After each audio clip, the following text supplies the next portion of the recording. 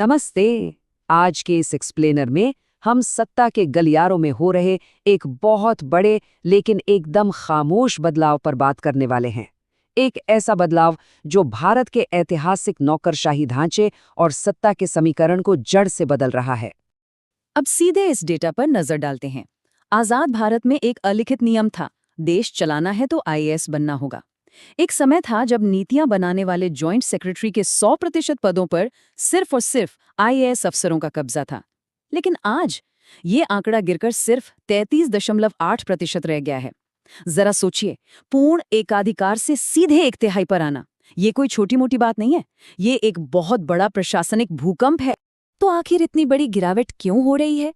इस पूरी पिक्चर को समझने के लिए आज हम 6 मुख्य पहलुओं से गुजरेंगे। खामोश नौकरशाही क्रांति, विशेषज्ञों की मांग, पीएमओ का बढ़ता कद, लैटरल एंट्री का संघर्ष, राज्यों में पोस्टिंग की होड़ और अंत में एक बिल्कुल नया गवर्नेंस मॉडल। चलिए सबसे पहले बात करते हैं इस खामोश नौकरशाही क्रांति की और उस वैचारिक बदलाव की जिसने इस पूरी व्यवस्था की नींव हिला दी है।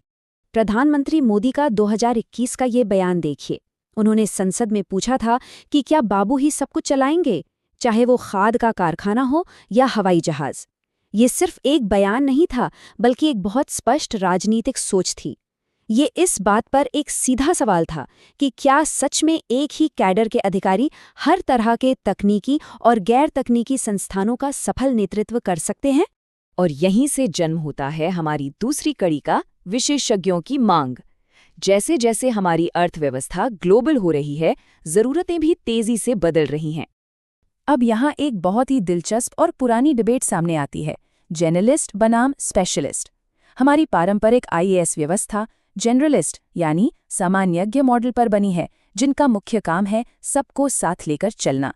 लेकिन दूसरी तरफ हमारे पास राजस्व या रेलवे जैसे स्पेशलिस्ट अधिकारी हैं।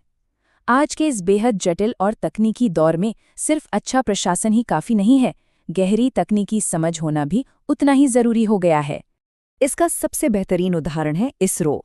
जब किसी संगठन की कमान उस फील्ड के महारथियों यानी डोमेन विशेषज्ञों के हाथ में होती है, तो नतीजे दुनिया को हैरान कर देते हैं। इसरो की शानदार सफलता इसी बात की गवाही देती है।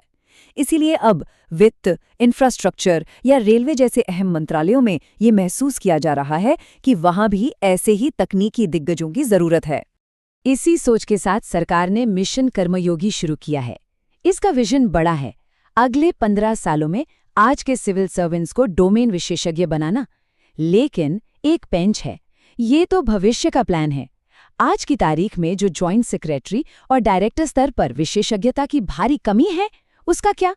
उस गैप को तो तुरंत भरना होगा। इसी गैप को भरने की कोशिश ने सत्ता के केंद्र को बदल दिया है। आते हैं हमारे तीसरे पॉइंट पर, पीएमओ का उदय। देखिए, आज नीतियां अलग अलग मंत्रालयों के गलियारों में नहीं, बल्कि सीधे प्रधानमंत्री कार्यालय यानी पीएमओ में बहुत ही सेंट्रलाइज तरीके से बन रही हैं। पीएमओ एक लीन या चुस्त संगठन की तरह काम करता है। उन्हें ऐसे लोग चाहिए जो सीधे काम की बात करें, जिन्हें फील्ड की गहरी नॉलेज हो। इसलिए वे पारंपरिक जर्नलिस्ट अधिकारियों के बजाय स्पेशलिस्ट को अपने साथ जोड़ना ज्यादा पसंद करते हैं। इसके अलावा एक और बहुत बड़ा फैक्टर है लॉयल्टी या निष्ठा। आईएएस जैसी अखिल भारतीय सेवाओं के अधिकारी अपना आधा समय राज्यों में बिताते हैं, तो उनकी निष्ठा राज्य और केंद्र के बीच बटी होती है। लेकिन जो केंद्रीय सेवाएं हैं, वे पहले ही दिन से सिर्फ और सिर्फ केंद्र सरकार को रिपोर्ट करती हैं। एक अत्यधिक केंद्रीकृत सरकार के लिए जाहिर है ये डायरेक्ट रिपोर्टिंग वाला मॉडल ज्यादा भरोसेमंद लगता है। लेकिन बाहर से इन विशेषज्ञों को सरकार के भीतर लाना कोई बच्चों का खेल नहीं रहा है। चलिए बात करते हैं लेटरल एंट्री के घर्षण या बदलाव के विरोध की। जरा इस चार्ट को ध्यान से देखिए। 2019 में जब लैटरल एंट्री शुरू हुई, तो प्राइवेट सेक्टर के 6000 पेशेवरों ने सरकार में शामिल होने के लिए आवेदन किया। लेकिन सिर्फ 2 साल बाद 2021 में ये संख्या धड़ाम से गिरकर सिर्फ 2000 रह गई। इतनी तेज गिरावट! ये आंकड़ा चीख चीख कर कह रहा है कि कुछ तो गड़बड़ है। रिपोर्ट्स की माने तो इस गिरावट की असली वजह है अंदरूनी विरोध। जो सिस्टम सालों से स्थापित है, वो बाहरी लोगों को आसानी से नहीं अपनाता। कुछ बाहरी विशेषज्ञों ने नाम न छापने की शर्त पर बताया है कि उन्हें सीधे तौर पर अपनी औकात में रहने की हिदायत दी गई थी। उनका कार्यकाल वैसे ही 3 से 5 साल का होता है। ऐसे में सिस्टम की स्थापित हायरार्की से पंगा लेना उनके लिए एक बहुत बड़ी दीवार बन गया है। और हाँ, अगर हम निष्पक्ष होकर देखें तो लेटरल एंट्री की कुछ बेहद गंभीर और वाजिब आलोचनाएं भी हैं। सबसे बड़ा सवाल सामाजिक न्याय का है। आलोचकों का कहना है कि यह व्यवस्था आरक्षण के स्थापित नियमों को बाईपास कर देती है। साथ ही बिना किसी खुली परीक्षा के सीधी भर्ती से भाई भतीजावाद या फेवरेटिज्म का जोखिम भी बढ़ जाता है, जो एक पारदर्शी सिस्टम के लिए वाकई चिंता की बात है। अब आते हैं एक ऐसे पहलू पर जो आपको सच में हैरान कर देगा। आईएएस अधिकारियों की केंद्र में घटती संख्या का एक कारण वो खुद भी हैं, यानी राज्य प्रतिनियुक्ति का गैप। 2024 के इन आंकड़ों पर गौर कीजिए। केंद्र में 1469 आईएएस अधिकारियों के डेप्यूटेशन रिजर्व या कोटा मौजूद है, लेकिन असल में वहां है कितने? मात्र 442। मतलब अधिकारी खुद ही केंद्र में जाने से बच रहे हैं। ये गैप बहुत कुछ बयां करता है।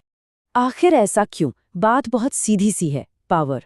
एक राज्य में डिस्ट्रिक्ट मजिस्ट्रेट या सेक्रेटरी के तौर पर जो सीधा ठोस रुतबा और पावर मिलती है, वो केंद्र के किसी मंत्रालय की भूल भुलैया में नहीं मिलती।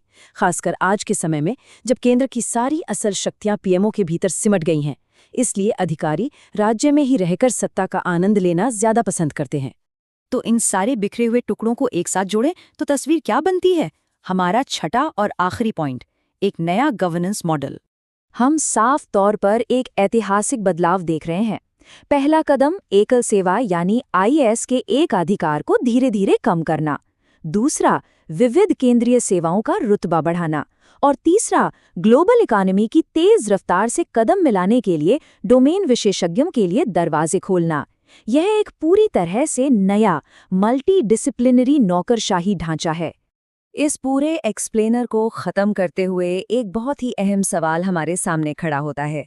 क्या डोमेन विशेषज्ञता की ओर ये बड़ा बदलाव सच में हमारी प्रशासनिक व्यवस्था को बेहतर और चुस्त बना रहा है, या फिर ये मुख्य रूप से राजनीतिक सत्ता और निष्ठा को और अधिक मजबूती से केंद्रित करने का एक नया औजार भर है?